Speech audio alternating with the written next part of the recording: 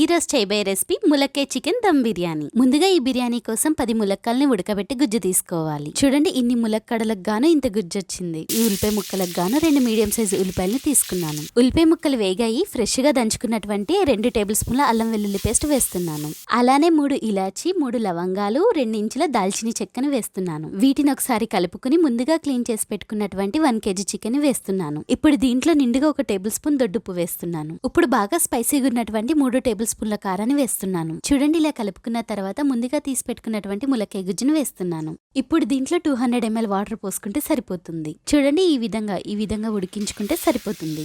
చూడండి, ఇలా షిఫ్ట్ చేసుకున్న తర్వాత 1/2 టీ స్పూన్ గరం మసాలా పొడి, 95% ఉడికినటువంటి రైస్ ని ఒక లేయర్ కింద వేసి తర్వాత 100% ఉడికినటువంటి మొత్తం రైస్ ను వేసుకోవాలి. 120 ml వాటర్ ని పోసుకోవాలి. గిన్నె పైన బరువు పెట్టి 5 నిమిషాలు హై ఫ్లేము, 5 నిమిషాలు మీడియం ఫ్లేము, మరో 10 నిమిషాలు సిమ్లో పెట్టి స్టవ్ ఆఫ్ చేసుకోవాలి.